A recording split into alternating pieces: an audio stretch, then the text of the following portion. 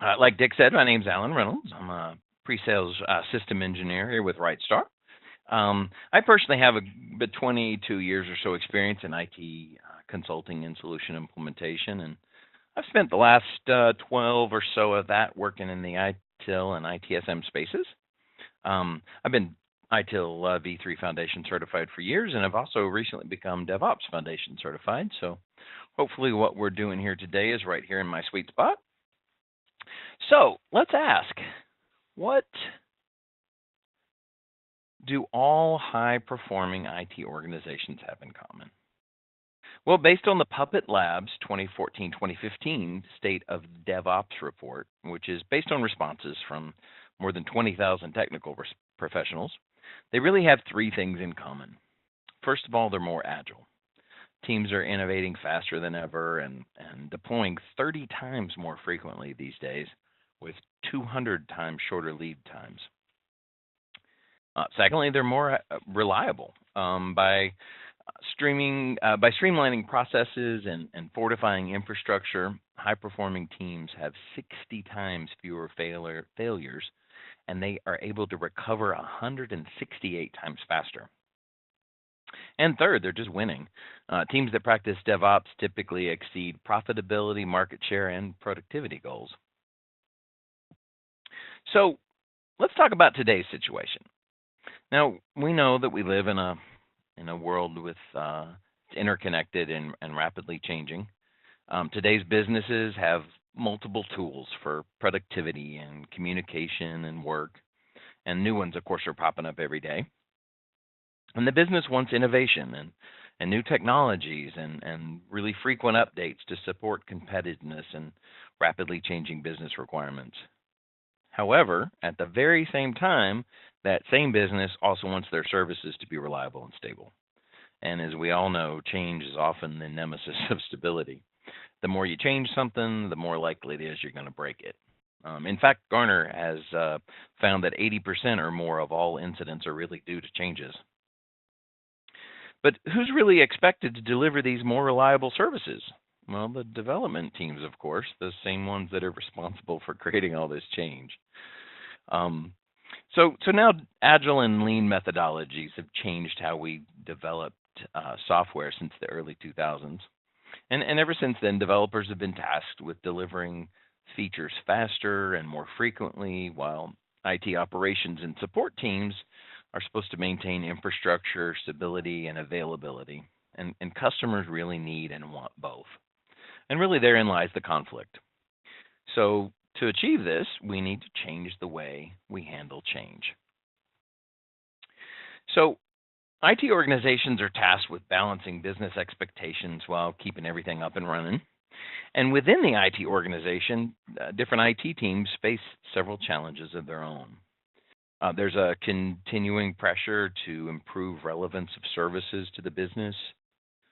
IT has to balance the rate of change with stability to ensure that business value is being provided. We find that scattered data or maybe lack of information at all levels limits incident and problem understanding. Deployment failures have a high risk of downtime, and all too often, due to lack of communication, the changes that are made that IT support doesn't even know about, isn't even aware of. And then around duplication of work and redundancies and knowledge gaps and handing off of all this stuff result in higher IT and business costs. And then finally, the feedback from support often represents the customer's interest really, really well, but that doesn't always get communicated to and from development, product owners, project managers, product managers. So ultimately what we find is that collaboration is really the key to success. IT support teams are responsible for customer interactions, and their success depends on the stability and quality of the services. So it's often the case that development and support teams really have different goals, different methodologies, they work in different management systems even. And over time, they become siloed because of a lack of collaboration, which creates problems through miscommunication and really a lack of shared knowledge. So how are we going to break down these silos and improve collaboration and drive higher business value?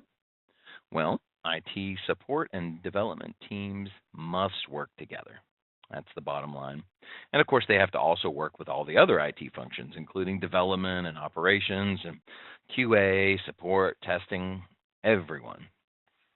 And the DevOps movement was a response by development groups to this very conflict, and it really aims to bring all these teams together.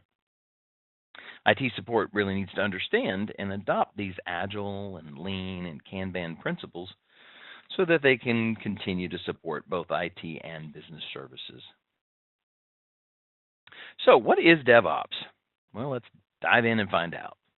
DevOps advocates a collaborative working relationship between development and IT operations, where historically they've been separated. So, development here refers to teams that develop and maintain software products and services. So, we'll focus today on internal developers maintaining the systems and tools that employees use to be productive, like centralized purchasing or CRM systems or such. Now, operations team refers to teams that deliver and manage and support products and services. And for our purposes today, we'll focus on IT teams that support internal systems that employees use. Now, companies like Netflix and Amazon and Google today are applying these DevOps principles and practices to release faster and maintain really high quality of services. For example, did you know that Netflix actually does about 100 releases per day? 100. That astounds me every time I think about that. So, Patrick Dubois, the creator of the term DevOps, said in his blog that DevOps is not about technology. DevOps is about a business problem. And so the best way to understand DevOps is really distilling it into these three principles that were popularized by the Phoenix Project written by Gene Kim. So there's the first way that's around systems thinking. There's what they call the second way around feedback loops. And finally, the third way around continual experimentation and learning. So let's dig into the first way. The first way is around systems thinking. So when you cultivate a collaborative culture between development and your support teams, you shorten the feedback loop necessary to drive that business agility. So the functions of a collaborative culture can really be further explained by following the widely accepted DevOps principles called those three ways that we talked about. So here's a quote from Gene Kim, the writer of the book. The first way emphasizes the performance of the entire system as opposed to the performance of a specific silo of work or department. So DevOps transcends departments and showcases the overall value to the customer. So development teams build and then ship to operations, fortifying the customer value. And the first way is all about shifting our thinking to the entire system from the customer's perspective versus thinking about the singular goals of one team or one department or division. So some examples of systems thinking are maybe being sure that we never, ever pass down a known defect downstream. Or maybe never allowing any local optimization to make things better for a particular team to end up creating global degradation for everybody. So slowing the system down for everyone because of some local optimization. Or maybe just always seeking to increase flow. So the second way is around feedback loops. The goal of almost any process improvement initiative is to shorten and amplify feedback loops so that necessary corrections can continually be made. So really that's the crux of the feedback loop in the second way. By improving feedback between development and operations and support and your customers, all the teams understand their impact to the overall goal. And we find then that clarity and collaboration between teams ends up breaking down those barriers and improving productivity and reducing conflict between them. So when teams work together from the same feedback loop, the communications breakdowns really become a thing of the past because we're all talking the same language in the same way. And finally here, the third way. So the third way is around continual experimentation and learning. Creating a culture that fosters two things, continual experimentation, which requires taking risks and learning from success and failure, and understanding that repetition and practice is the prerequisite to mastery. So this involves things like allocating time for experiments. So being sure that you plan time in your work schedule to be able to try things out and try new things and test new paths and do that sort of experimentation, as well as like creating rituals that reward your team for taking risks and for success too. Um, so uh, so let's look at calms. How are we going to put DevOps into practice for IT support?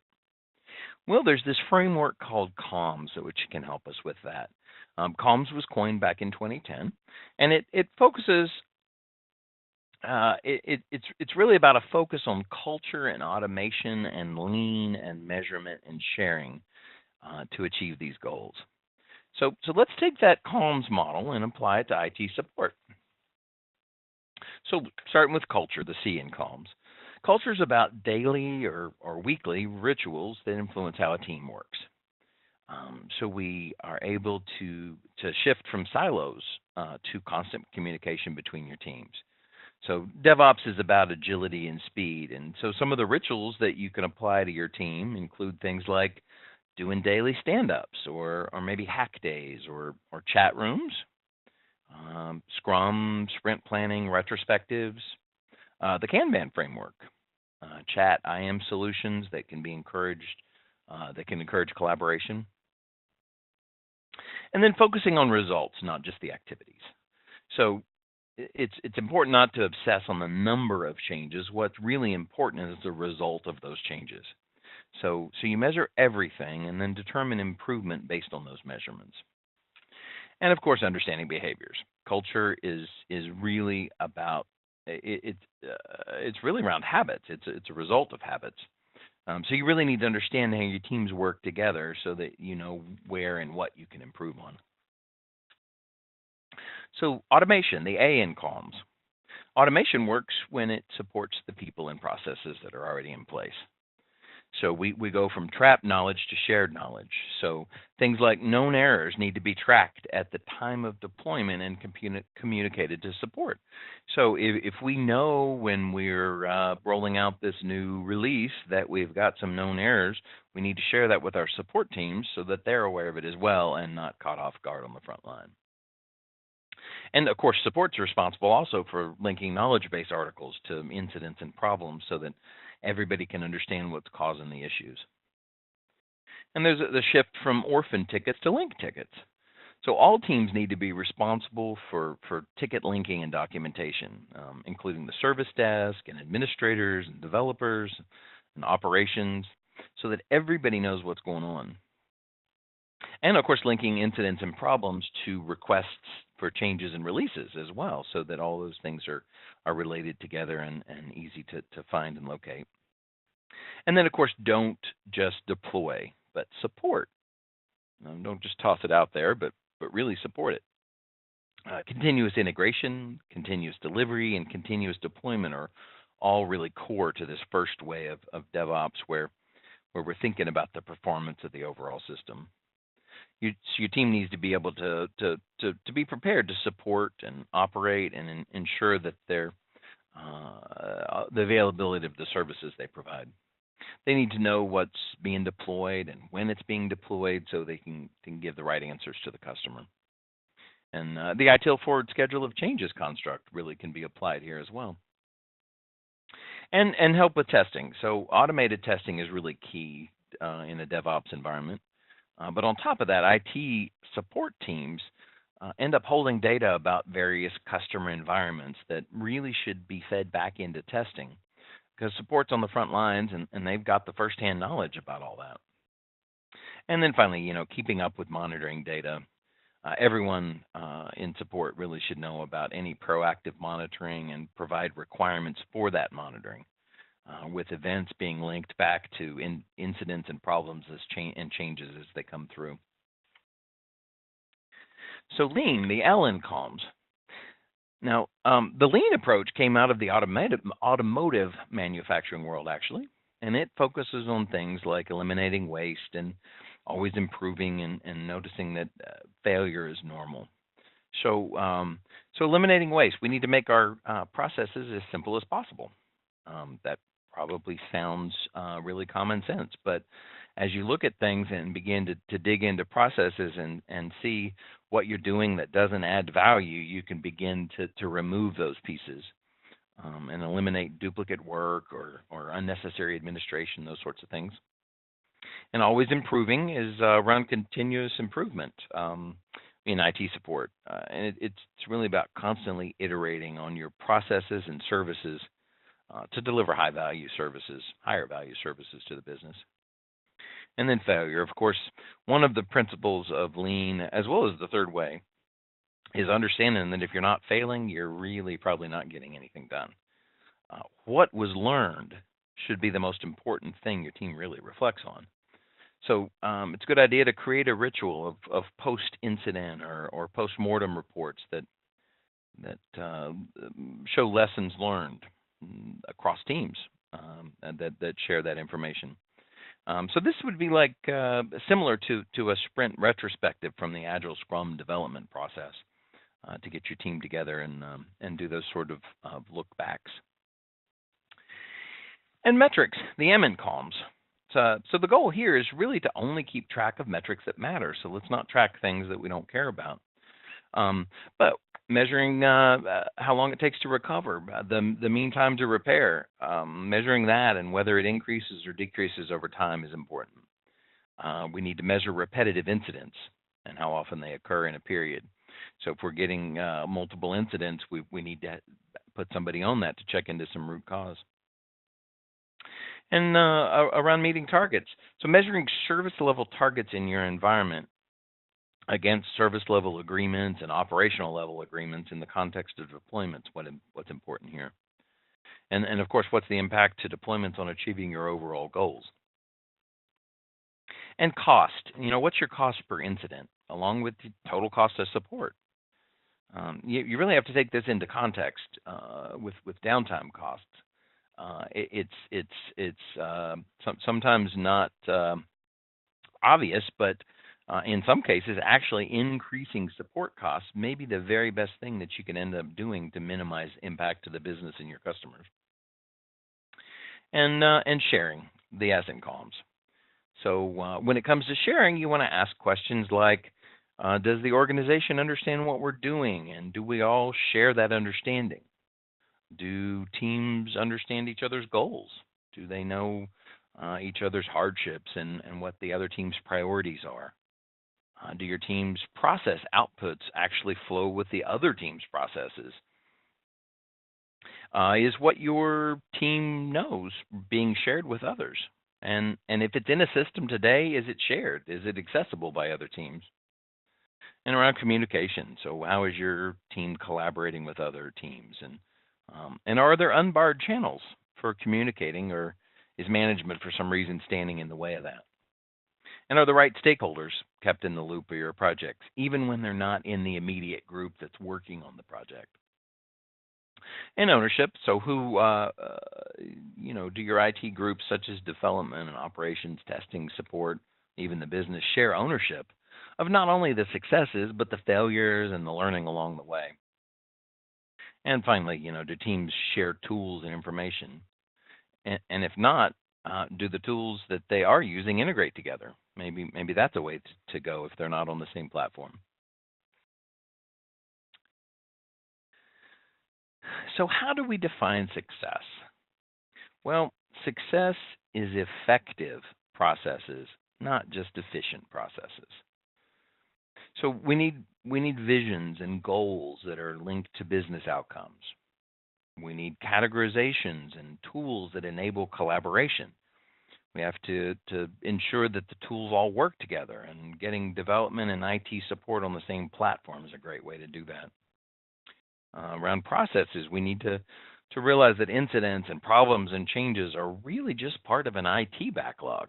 I mean, ultimately, the issues that come in from our customers from an IT perspective are really no different than the issues that come in from a development perspective, because we get to decide whether we're going to fix something or not and when we're going to fix it based on the organization's needs. Just because a ticket was submitted doesn't necessarily mean that it needs to be addressed. It needs to be looked at in that larger context. And of course, we need to continually improve service design and transition and operations to just keep getting better and better. So what are the critical success factors for applying DevOps principles to IT support? So one of the first ones is a common set of goals. It's really important for teams to understand each other's goals and ultimately agree to the same set of goals. If we're not all on the same page about what we're trying to do here, we're going to be standing in each other's way. And a sense of urgency. Everybody needs to agree to timelines and objectives, and everybody needs to participate in setting those. So just having those things handed down just doesn't seem to work. It's the participation in being able to contribute in the decision to decide about timeframes and objectives and that sort of thing. And that culture change we talked about. We all need to be using a common vocabulary and really doing things in the same way. And learning, we need to be applying learning to people and processes and automation and metrics, of course. So we should ensure that really all of our goals that are set on outcomes, and then that we measure against those outcomes. So doing it isn't enough. Measuring it is what becomes important. And what kind of metrics do we need there? And reinforcing behaviors. We want to be able to reward and recognize teams as a way of reinforcing good behaviors. Gamification that's available in some of the tools these days is a great way to do that, to add a little game to the work to make it fun and productive at the same time. So like Dick mentioned earlier, RightStar is an Atlassian solution partner. Atlassian's the solution vendor who provides a DevOps-focused platform that joins application lifecycle management and IT service management together with products like Jira Software and Jira Service Desk and Confluence and HipChat and Bitbucket. So I wanted to share some success stories with those solutions, with those Atlassian solutions, and how two particular companies use the Atlassian solutions to succeed. Both of these companies have brought their development and team support together using that Jira platform. The first one here is Puppet Labs, which has shown an improvement on resolving tickets by 67% faster. So Puppet Labs was a small tech startup which turned into a venture-backed company with more than 300 employees.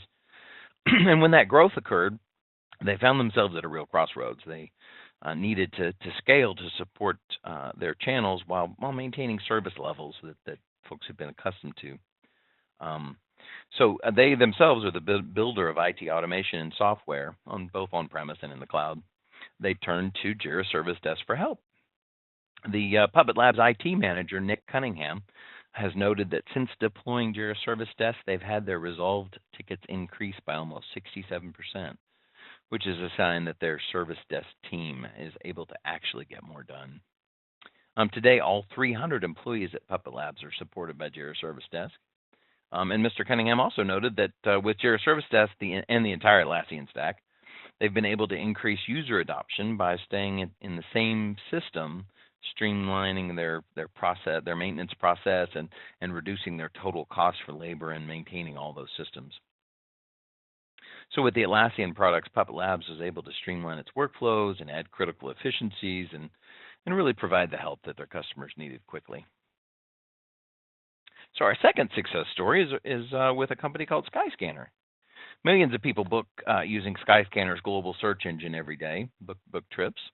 And with thousands of searches in that search engine happening every second, it's really no surprise that they take defects in that software very, very seriously.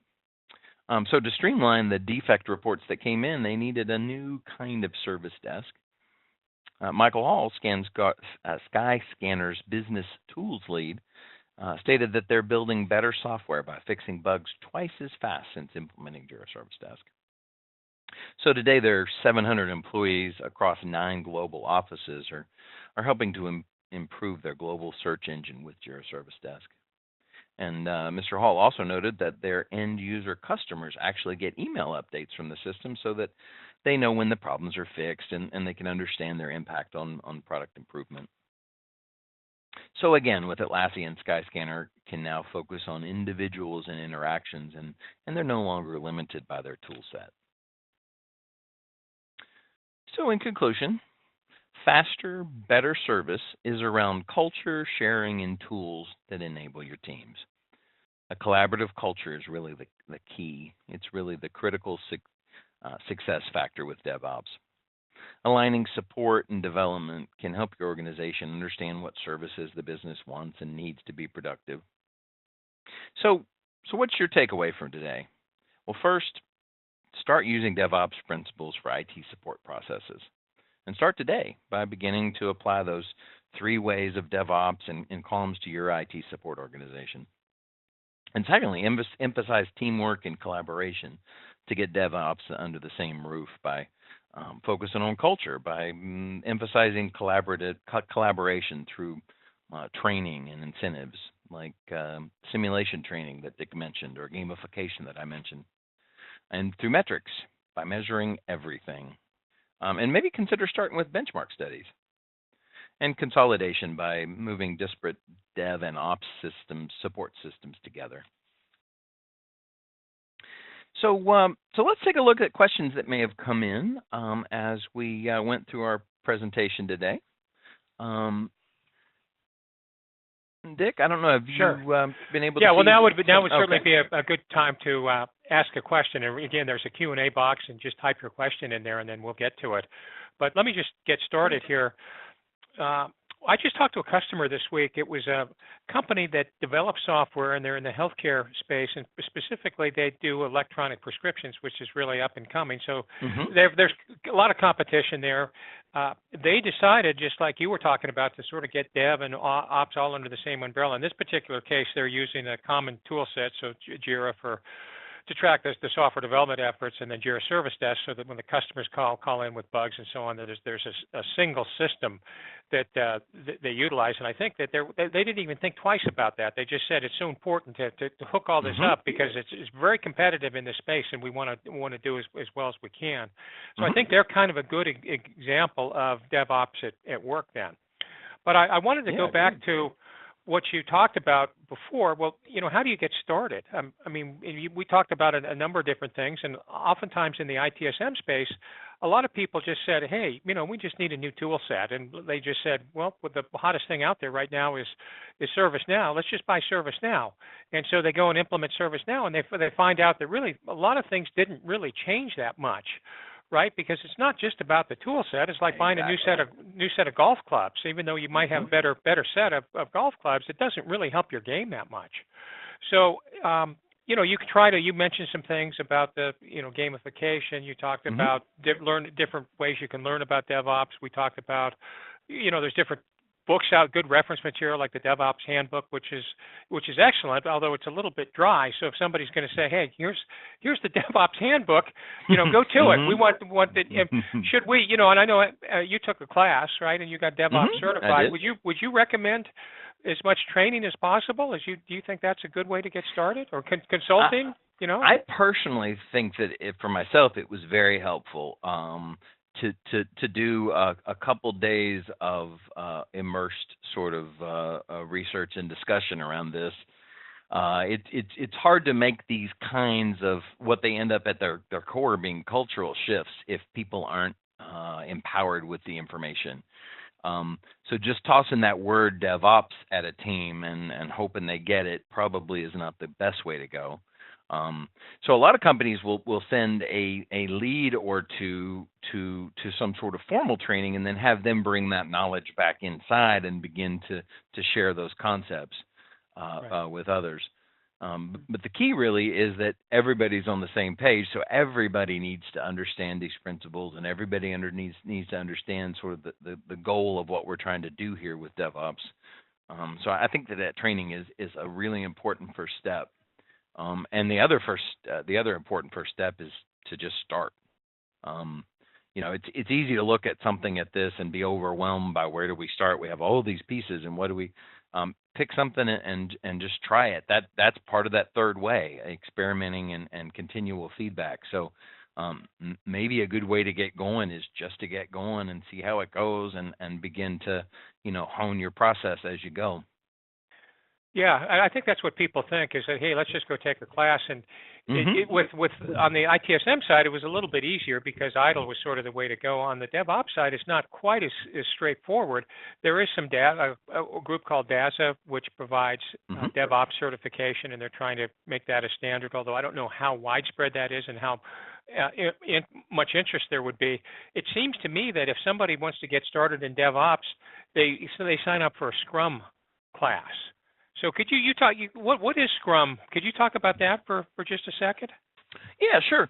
So there's really two, from a sort of a development perspective, really over on the dev side more than the operations side.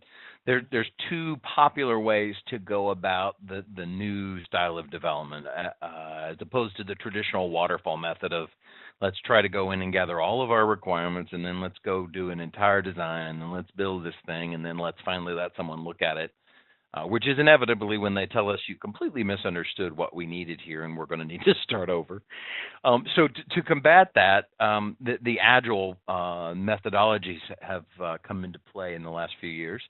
And there's sort of two sides of that. There's a Scrum side of that and a Kanban side of the Agile approach. Both are intended to manage the throughput of work in a way that speeds up all three of those ways, actually, but speeds up that feedback loop mostly. The Scrum Agile is really about limiting what you can do to a particular iteration length, whether that's a week or 2 weeks or a month or whatever, and chunking off enough work to get it done in that iteration, completing that and moving on to the next iteration where you start again. And the idea is that after each iteration that your customers or stakeholders could get their hands on what you've done and see it and provide you instant feedback, instead of that old way of coming in and delivering something 6 months or a year after requirements were gathered, only to find out that everything in the business has changed since then and our requirements aren't good anymore. So that Agile Scrum approach is that sort of iteration in typically 2-week cycles, but you can do it in any cycle. Kanban, on the other hand, isn't about particular time frames of iterations. It's about managing the throughput. So with Kanban, you drag items through a work process, maybe from to do to in progress to done, for example, and potentially limit the number of items that you could have in any one of those categories, any one of those states or columns, if you want to call it that, on a board, in order to be sure that we're focusing on the right stuff. So we don't want 50 things in progress because no one can be efficient with 50 things going on at once. So we pick out the most important stuff and we assign that. And once that's completed, then we pull more work in. So that's sort of the difference in the two different Agile approaches between Scrum and Kanban. Okay. Well, let's talk a little bit about just the term DevOps. I was talking to a customer, I don't know, just a short while ago, and they said, hey, we have a couple of openings for a DevOps engineer.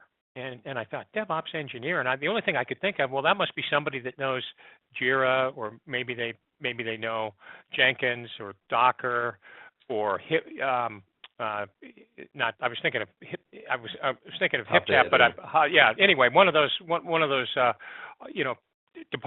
depositories. So what do you think about that? Is there such a thing as a DevOps engineer, or how is this term? What does DevOps really mean then, right?